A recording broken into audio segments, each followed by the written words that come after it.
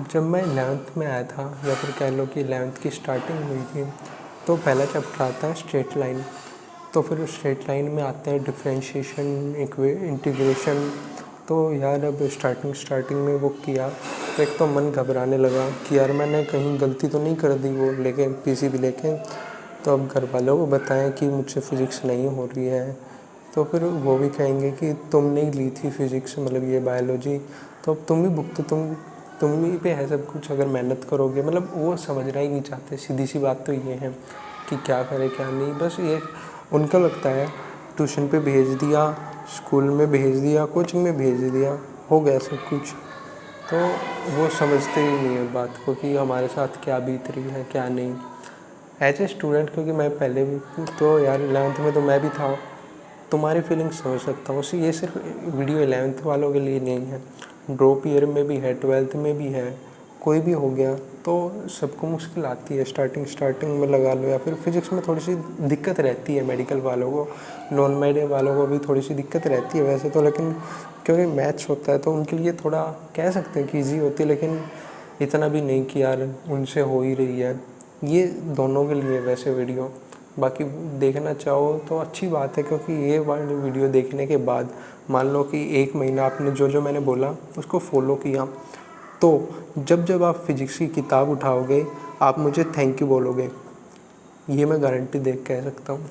मेरा नाम याद कर लेना, हैप्पी शर्मा। हर बार जब भी फिजिक्स उठाओगे मुझे याद करोगे, मैं गारंटी दे के कह सकता हूँ, क्योंकि मैं ऐसी ऐसी अब की बार वो बताऊँगा ना आपको, टिप कह लो या फिर पॉइंट्स बता लो। क्योंकि जब मुझसे नहीं हो रही थी फिज़िक्स तो मैं अपने टीचर के पास गया, पहले ट्यूशन वाले के पास गया, फिर स्कूल में ही बात की मैंने फिज़िक्स के टीचर से, फिर मैंने 12th के बाद कोचिंग ले ली। तो कोचिंग में जो टीचर थे ना, उन्होंने मुझे रामबाण तरीका बताया। मैं गारंटी देख कह सकता हूँ कि अगर उस पॉइंट को आपने फॉलो किया तो कोई आपको हराने वाला है ही नहीं फिज़िक्स में, ये मेरी गारंटी है। मैं ऐसा क्यों कह रहा हूँ, ये वीडियो देखने के बाद आपको पता चल जाएगा। और जो मैं वो लास्ट में जो तरीका बताऊँगा वो वही रामबाण तरीका है, और उस पर मैं एक सीरीज़ भी लगाऊँगा।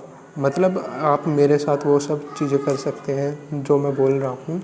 और उसके बाद 1 महीना तो यार बहुत दूर की बात है, 15 दिन के अंदर आपको फ़र्क दिखने लग जाएगा कि हाँ फिज़िक्स इम्प्रूव हुई है, इम्प्रूव ही नहीं बहुत ज़्यादा इम्प्रूव हो चुकी है।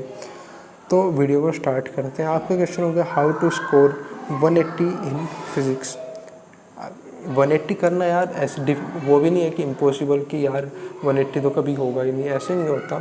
लेकिन अब आप जीरो से उठ रहे हैं सीधा ही 180, तो ये थोड़ा हाँ इम्पॉसिबल है, ये कह सकते हैं, नामुमकिन। अब मैं फेक मोटिवेशन नहीं दूंगा कि यार आज कर लिया आपने, ये वीडियो देख ली, मैं गारंटी देख कह सकता हूँ कि वीडियो के लास्ट तक आपके 180 आए। अरे यार कैसी पागलों वाली बातें करते हैं लोग, 180 लाना इम्पॉसिबल नहीं है, लेकिन जो जीरो पे है 10 पे है उनके लिए तो यार अब सपने के बराबर है, ऐसा नहीं हो सकता। लेकिन हाँ जब स्टार्ट करोगे तो पहले 80 आएंगे, 100 आएंगे, उसके बाद 150 तक जाएंगे, उसके बाद 180 भी आ जाएंगे। ये नहीं हो सकता कि 180 कभी आएंगे ही नहीं। हाँ लेकिन थोड़ी मेहनत करनी पड़ती है, क्योंकि यार मेहनत के बिना तो कोई क्या ही है, मेहनत के बिना कुछ नहीं मिलता। फेक मोटिवेशन के चक्करों में ना पड़ो एक तो। हाँ लेकिन जो जो मैं टिप बताऊंगा, अगर आपके 180 ना आए, मतलब नीट के टाइम तक अगर आपने फॉलो किया, अब ना ही फॉलो करो तो क्या कर सकते, लेकिन फॉलो किया, 180 आने से आपको कोई नहीं रोक सकता। चलो वीडियो को स्टार्ट करते हैं। पहला है कॉन्सेप्ट। अगर यार आपको समझ में नहीं आ रहा कि एक्सेलरेशन क्या होती है, मान लो कि एक बॉल है जीरो, उस पर जीरो टाइम पे, और आपने फेंक दी वो 50 मीटर पर सेकंड की स्पीड से। 1 सेकंड के बाद उसकी स्पीड हो जाएगी 40। अगर ये समझाने बैठो आप, फॉर्मूला लगाने लग जाओ, फॉर्मूले में यार वही है कि टाइम भी होता है एक चीज़ है, लेकिन ये नॉर्मल सी बात है। माइनस की जी एक्सेलरेशन लगेगा ना, तो यहाँ पे 1 सेकंड पे इसकी 40 हो जाएगी, सीधी सी बात है। तो ये कॉन्सेप्ट होता है कि कितने टाइम के अंदर कितनी स्पीड इंक्रीज़ या फिर डिक्रीज़ हो रही है, ये होती है यार कॉन्सेप्ट। अगर आप नहीं आता तो आप कुछ नहीं कर सकते, सीधी बात है। कि आप कितनी भी वीडियो देख लो, आपको कॉन्सेप्ट समझ नहीं आ रहा है तो कोई मतलब नहीं है। तो कॉन्सेप्ट आप कैसे ठीक कर सकते हो, पहला तो होता है कि वीडियो देख लो, आपके जो टीचर हैं, किसी की भी टीचर देख मतलब वीडियो देख लो, आपको ज़्यादातर चांस है कि अगर आप फोकस करोगे तो समझ में आ जाएगा कॉन्सेप्ट। यदि आपको फिर भी नहीं आ रहा है तो खुद से मतलब कोशिश करो। जैसे एनसीईआरटी हो गई, एनसीईआरटी लैंग्वेज थोड़ी सी हाँ डिफ़िकल्ट है, स्टार्टिंग में पढ़ते हैं तो, लेकिन अगर एक बार हैबिट बन गई आपकी रीडिंग की तो डिफ़िकल्ट कुछ नहीं लगेगा आपको। तो एनसीईआरटी की रीडिंग की हैबिट डालो आप। स्टार्टिंग के जो कुछ चैप्टर हैं उनमें रीडिंग करने में मतलब थोड़ा सा बोरिंग सा लगेगा, लेकिन हाँ धीरे धीरे काफ़ी अच्छा लगने लग जाएगा जब आप रीडिंग करोगे। फिज़िक्स की एनसीईआरटी काफ़ी अच्छी है अगर रीडिंग करें कॉन्सेप्ट के लिए। एक तो एनसीईआरटी आप पढ़ो, एनसीईआरटी, अरे ये आ गया ना, एनसीईआरटी, एनसीईआरटी तो पढ़नी ही पढ़नी है, मस्ट है। उसके बाद जो उसके अंदर फॉर्मूले होते हैं, नॉर्मली फॉर्मूले दिए जाते हैं, उसकी आप फॉर्मूला शीट बनाओ। शीट इम्पोर्टेंट है, बहुत ज़्यादा इम्पोर्टेंट है। यदि आपको मतलब कोई क्वेश्चन करने बैठ जाओ, स्टार्टिंग में क्वेश्चन नहीं होंगे, आप अभी सोचने लग जाओ कि मैंने एनसीईआरटी पढ़ ली और अभी मैं क्वेश्चन करता हूँ, नहीं होंगे, सीधी सी बात है। पहले आप फॉर्मूला शीट बनाओ। फॉर्मूला शीट बहुत ज़रूरी है। जो आपके टीचर नोट्स वगैरह बनवाते हैं उनमें फॉर्मूला देते हैं वो, उनकी आप फॉर्मूला शीट्स बनाओ। स्टार्टिंग में आप फॉर्मूलाज को देख के क्वेश्चन करोगे, आपके लिए इजी हो जाएगा। आपको मतलब ऐसा नहीं होगा कि यार क्वेश्चन हो गए ही नहीं। अगर मतलब बिना उसके बनाने करोगे तो ऐसा हो जाएगा कि नहीं बनेंगे और फिर आपको मतलब मोटिवेशन भी ख़त्म हो जाता है अगर क्वेश्चन नहीं बन रहे आपके। लेकिन फॉर्मूले के साथ करोगे स्टार्टिंग में तो मोटिवेशन ज़रूरी है। मोटिवेशन किसी और के देने से नहीं आता है, जब खुद से अंदर से मोटिवेशन आता है ना, वो असली मोटिवेशन होता है। वो मोटिवेशन कैसे आएगा? फॉर्मूला शीट और उसके फॉर्मूले देख देख के पहले क्वेश्चन करना सीखो आप। उसके बाद जो एनसीईआरटी आप रीड कर रहे हैं तो उसके अंदर थोड़े से एग्जाम्पल होते हैं। एग्जाम्पल पहले तो उनको पढ़ो, अच्छे से पढ़ो। जैसे कि आज ही आपने 10 एग्जाम्पल पढ़ लिए, उसके 10 एग्जाम्पल मिल गए आपको, तो अगले दिन खुद उनको ट्राई करो। खुद करने की मतलब एनसीईआरटी दोबारा मान लो 15 पेज हैं एक चैप्टर में, पहले दिन आप 5 पेज कर रहे हो तो फिर उसमें एक तो क्वेश्चन मिलेंगे। अब जब अगले दिन आप 5 पेज पढ़ोगे तो उसके अंदर एग्जाम्पल मिलेंगे, लेकिन वे 5 पेज पढ़ने से पहले जो उसके अंदर 2 एग्जाम्पल मिले थे ना आपको पहले 5 पेजों में से, वो एग्जाम्पल आप खुद से करके देखो, उससे आपको बहुत हेल्प मिलेगी। मैं गारंटी दे सकता हूँ। जैसे अगले दिन फिर 15 पेज है तो 5-5 के हिस्से कर लो आप 3 दिन में, तो इसके अंदर भी मान लो 4 क्वेश्चन है, तो ये वाले 5 पेज पढ़ने से पहले 2 इसके और 4 जो ये इसमें मिले थे वो सारे करके देखो, उसके बाद इनमें बढ़ना। जब ये सारे हो जाएं तो फिर हाँ कह सकते हो कि आपने एनसीईआरटी अच्छे से पढ़ी है। और फिर एग्जाम्पल करोगे तो आपको एक तो मोटिवेशन मिलेगा, क्योंकि इतने मुश्किल नहीं रहते और कॉन्सेप्ट बिल्ड करने में भी हेल्प करते हैं एग्जाम्पल कर लोगे तो हाँ अच्छी होती है। उसके बाद जो एनसीईआरटी के अंदर क्वेश्चन मिलते हैं ना, जैसे लास्ट में मिलते हैं क्वेश्चन आंसर, तो उनके अंदर आप करोगे मतलब वो एग्जाम्पल को नहीं गिन सकते, उसको एग्जाम्पल है ये, लेकिन हाँ उनको आप करोगे तो थोड़ी डिफ़िकल्टी आपको मिल सकती है। अब डिफ़िकल्टी आएगी यदि आपने कॉन्सेप्ट अच्छे से समझ लिया है तो हाँ डिफ़िकल्टी नहीं आती है इतनी, लेकिन हाँ थोड़ी सी डिफ़िकल्टी आ भी सकती है। ये कहना थोड़ा मुश्किल है, वो आप पे डिपेंड करता है कि आपने कैसे पढ़ा है। तो फिर जो डाउट आएंगे पहले तो आप खुद से उनको सोल्व करने की कोशिश करो। आप यार देख पता क्या है कि जब डाउट आते हैं तो आप भागते हो कहीं गूगल के पास, भागते हो कि यार गूगल से देख लेता हूँ। वो सही तरीका नहीं होता है, क्योंकि फिर आपके दिमाग पे प्रेशर पड़ेगा ही नहीं कि हाँ। और जो मतलब आप खुद से करते हो ना, जैसे आपके एक डाउट आ गया व्हाट इज़ एक्सेलरेशन, अभी क्वेश्चन भी समझा दिया मैंने, व्हाट इज़ एक्सेलरेशन, आपको समझ में ही नहीं आ रहा, आप गूगल पे भागोगे।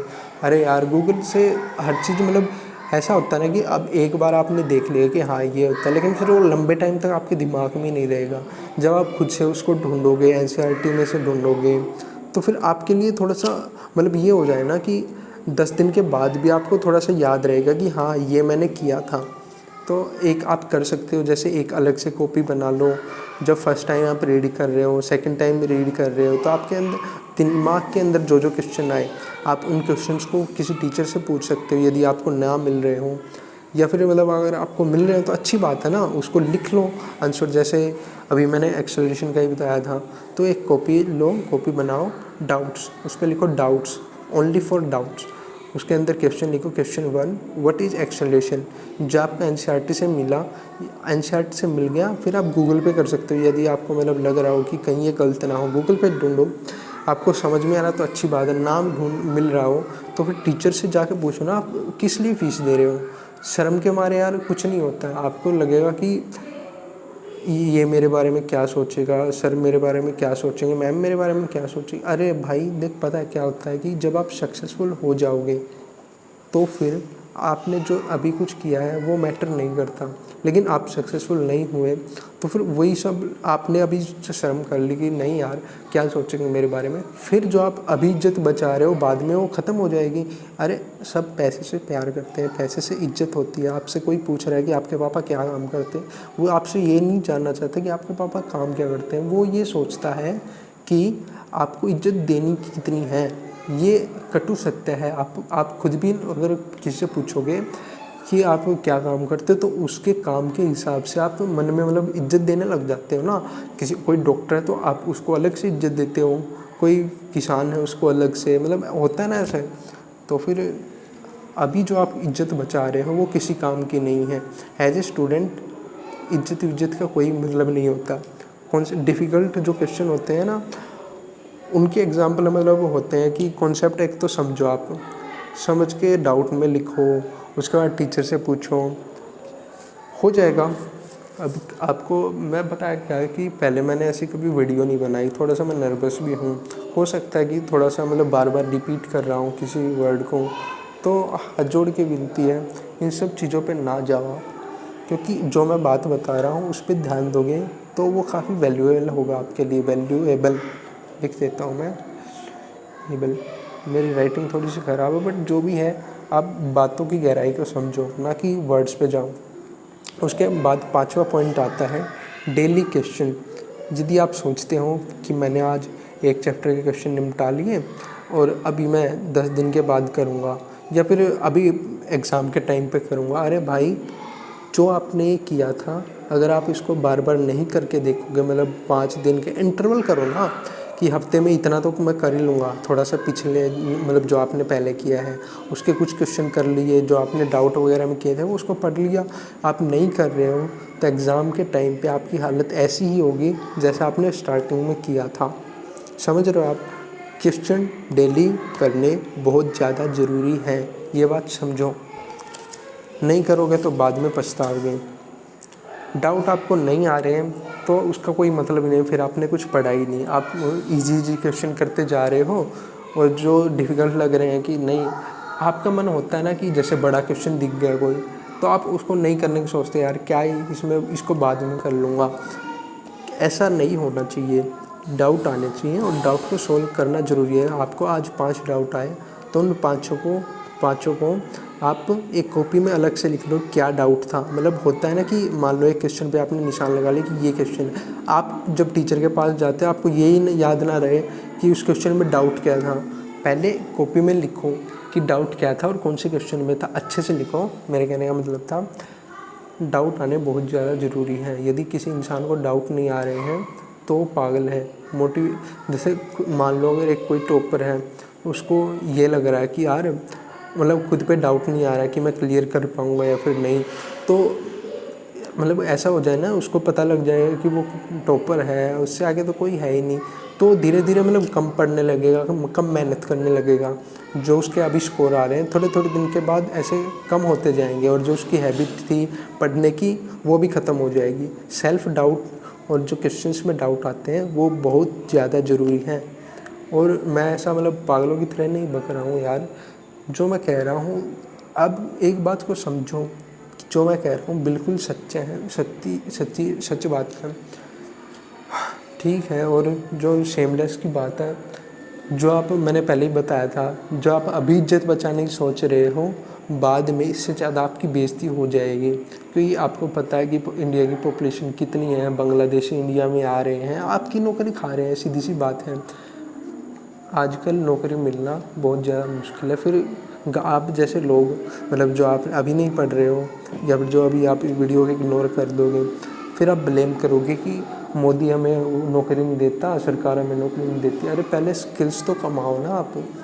बाद में किसी और को ब्लेम करना, पहले खुद को ब्लेम करो कि आप नहीं पढ़े। सेमलेस बनो। आप फीस किसके लिए दे रहे हो? कुछ समझने के लिए। जब आप उस फीस का उपयोग ही नहीं कर रहे हो तो मतलब ही क्या है फिर?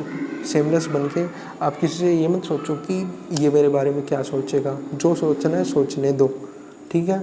एक्सट्रोवर्ट बनो और सेमलेस बनोगे तो आपका काम चलेगा। स्पीड, अब स्पीड पे बात करें यार, देखो आप मान लो आपको सारा कॉन्सेप्ट आ रहा है, लेकिन आप एक क्वेश्चन में 5 मिनट लगा रहे हो, 10 मिनट लगा रहे हो। नीटे में कितने क्वेश्चन होते हैं? 45 होते हैं फिजिक्स में सिर्फ। आप फिर एक क्वेश्चन के हिसाब से लगा लो, 45 × 5 करोगे तो फिर क्या रह जाएगा? आप ऐसे तो यार काम चलेगा ही नहीं ना, सारा टाइम तो फिर ये फिज़िक्स में ही लग जाएगा। स्पीड भी इम्पोर्टेंट होती है। स्पीड इम्पोर्टेंट कैसे बढ़ेगी इस पे मैं अलग से वीडियो बना दूंगा, क्योंकि अभी अगर मैंने ऐसे किया तो बहुत सारे लोग तो बीच में ही भाग जाएंगे। जो मतलब लास्ट वाला पॉइंट है जिस पे मतलब पूरी वीडियो डिपेंड है, वो वाला आप देखोगी नहीं, तो वीडियो काफ़ी लंबी खींचने का मेरा मन नहीं है। हाँ, तो फिर बाद में करवाऊँगा मैं इस पर। ये वाली वीडियो देखने के बाद स्पीड पे तो आपके डाउट ख़त्म हो ही जाएंगे कि कैसे स्पीड इंक्रीज़ कर सकते हैं, ये मैं गारंटी दे कह सकता। 9वां पॉइंट है बार बार रिपीट क्वेश्चन। एक तो डाउट वाले हो गए, जो आप में डाउट आया था, जैसे व्हाट इज एक्सेलरेशन का मतलब एग्जांपल दिया यार। ऐसा नहीं है कि व्हाट इज एक्सेलरेशन यही एक डाउट हो सकता है, जैसे किस क्वेश्चन में भी आ सकते हैं, है ना। तो फिर बस यही है, बार बार करोगे। जैसे लगा लो कि संडे वाले दिन कर लो आप। संडे वाले दिन जो जो आपको पहले डाउट आए थे उनको जब आप करने लगोगे ना, जैसे आपने हर संडे को कर रहे हो, तो जो पहले के डाउट करने में मतलब आपको टाइम नहीं लगेगा। 1 घंटे में 2 घंटे में आप कर लोगे, और ऐसा करोगे तो टाइम आपका मतलब अच्छा ही होगा ना यार। अगर आप बार बार डाउट वालों को, डाउट ख़त्म हो जाएंगे आपके। या फिर लगा लो कि एक चैप्टर कर लिए, यह मैंने पहले ही बताया था वीडियो में, एक चैप्टर के जैसे कर लिए, आप करोगे बार बार। ऐसे 10 क्वेश्चन हैं, आप नहीं चाहते कि 10 क्वेश्चन करूं, तो फिर आप ऐसा कर सकते हो कि आज आप मतलब 10 क्वेश्चन आज कर लिया आपने इस चैप्टर के, अगले संडे को फिर 20 कर लिया। ऐसे ऐसे करोगे ना तो अच्छा होगा, और आपकी स्पीड भी इंक्रीज़ होगी इससे। एक तो पहली बात तो आप माइंड में कैलकुलेशन करने की कोशिश करोगे तो वो ज़्यादा अच्छा रहता है। तीसरा है मतलब 10वां पॉइंट है टेस्ट। टेस्ट आप जो भी मतलब ये सारे पॉइंट बताए थे, टेस्ट मतलब मान लो कि उन सभी पॉइंट्स की वेटेज है 50%, तो 50% वेटेज है सिर्फ टेस्ट की।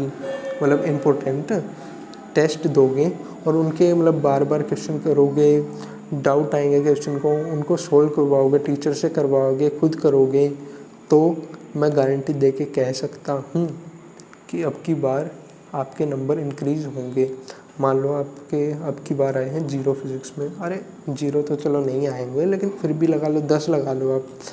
अगली बार जैसे इसी सिलेबस का आपका क्वेश्चन मतलब टेस्ट हो रहा है, तो मैं गारंटी दे कह सकता हूँ, मान लो 100 का टेस्ट है, 50 तो आ ही जाएंगी सिर्फ इन डाउट्स को सोल्व करने। क्योंकि जो आप नीट में क्वेश्चन देखते हैं, जो आपकी कोचिंग करवा रही है, कोई भी करवा रहा है, लगभग सेम ही टॉपिक्स पे रहते हैं, मतलब सेम ही मतलब कॉन्सेप्ट पे रहते हैं।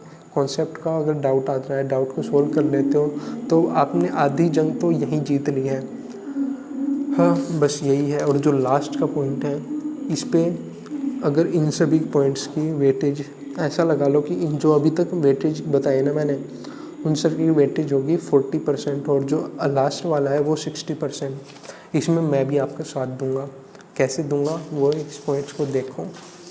ये वाला पॉइंट जो मेरे गुरु थे, जो मतलब आज तक मैंने बताया ना, जो सबसे अच्छा टीचर मैंने जिसको फिज़िक्स का माना है, सिर्फ फिज़िक्स का ही नहीं, वो टीचर मतलब असली मायने में टीचर था। मैंने उनको दिल से प्रणाम करता हूँ कि उन्होंने मेरी फिज़िक्स ही नहीं, हर सब्जेक्ट में अच्छे मार्क्स लाने में मेहनत की है। मतलब मेहनत करने में वो हमेशा मोटिवेट करते थे। उनका नाम था संतोष कुमार सर। ये वीडियो अगर आप देख रहे हो सर, आपके चरणों में प्रणाम है। जो भी मैं आज तक मतलब अभी तक मैंने पढ़ा है, सिर्फ आपकी बदौलत इतने अच्छे मार्क्स आने लगे। 50 क्वेश्चन डेली, ये मतलब अभी फिज़िक्स के बारे में वीडियो था। 50 क्वेश्चन आप डेली करोगे फिज़िक्स की। मान लो आपने आज कुछ पढ़ा है, मोशन इन स्ट्रेट लाइन, लेकिन आपको क्वेश्चन यार नहीं हो रहे हैं अभी आप, क्योंकि मान लो आप स्टार्ट ही किया है चैप्टर, आप 50 क्वेश्चन कहाँ से लाओगे? ऐसा नहीं हो सकता कि अभी आप 50 तो आप जो उससे पहले के चैप्टर जैसे यूनिट एंड मेजरमेंट उसके क्वेश्चन करने लग जाओ, उसके प्रीवियस ईयर कर दो आप सारे।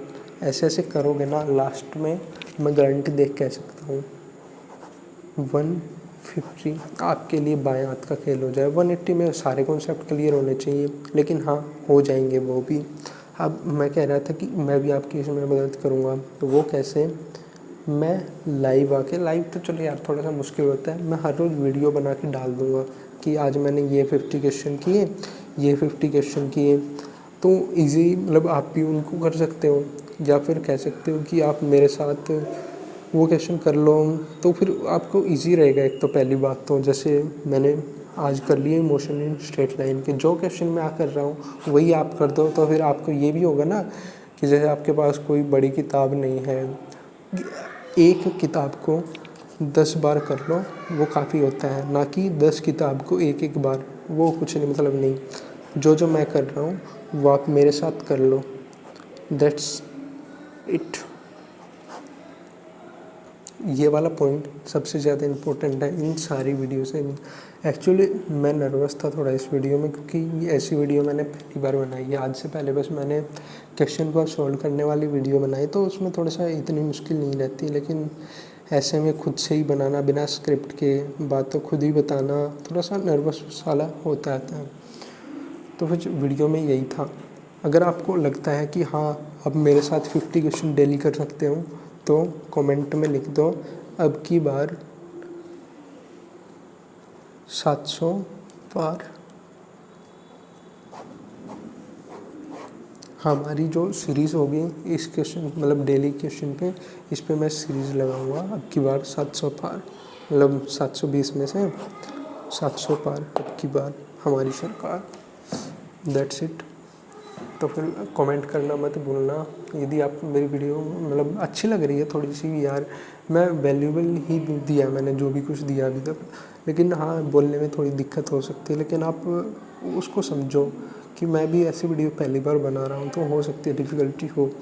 तो फिर बस आप एक तो सब्सक्राइब कर लो चैनल को, यदि आपको लग रहा है कि हाँ कंटेंट थोड़ा अच्छा था, तो फिर सब्सक्राइब कर लो। आप मेरे साथ उस सीरीज़ को फॉलो कर सकते हो, आपके लिए अच्छा होगा, मेरे लिए भी अच्छा ही होगा, क्योंकि मेरी वीडियो पर व्यूज़ आएंगे यार। तो फिर बस यही थी बात। तो यदि आपको वीडियो अच्छी लग रही हो तो ठीक है, आप कर लो सब्सक्राइब।